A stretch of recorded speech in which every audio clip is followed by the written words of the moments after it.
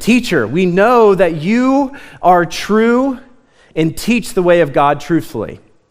And you do not care about anyone's opinion, for you are not swayed by appearance. Tell us then, what do you think? Is it lawful to pay taxes to Caesar or not? But Jesus, aware of their malice, said, why do you put me to test, you hypocrites? Show me the coin for the tax. And they brought him a denarius. And Jesus said to them, whose likeness and inscription is this? They said, Caesar's. Then he said to them, therefore render to Caesar's the things that are Caesar's, and to God the things that are God's. See, most people translate this text one way, which is you need to give the government what you owe to the government, meaning you need to pay taxes, and the other way, you need to give to God what is owed to God, which is you need to tithe. For Jesus, he was stuck in an absolutely tricky situation, impossible situation. You have one side, the Herodians. If he was to tell everybody, do not pay taxes to the Roman government with a political party right in front of him, he would immediately be taken out of the temple where he is and either be thrown into jail to be put to death, or he would be thrown out of the city and beaten to death.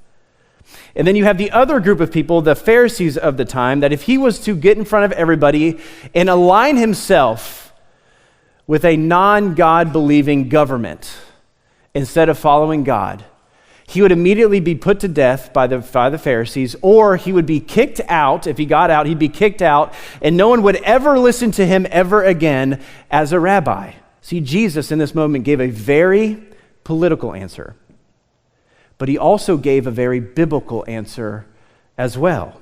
So here's where it gets tricky. And this is what the heart of what Jesus was trying to say in this sermon.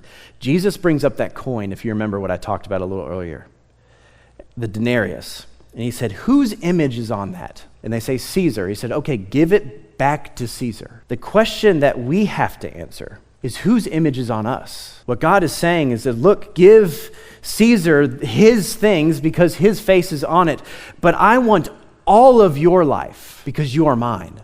Genesis 1:26 says this, God said, let us make man in our image, after our likeness. So yes, we are supposed to respect the government and the government officials, but we are also supposed to give to God the things that are God's. That includes your finances, your job, your sexuality, your hobbies.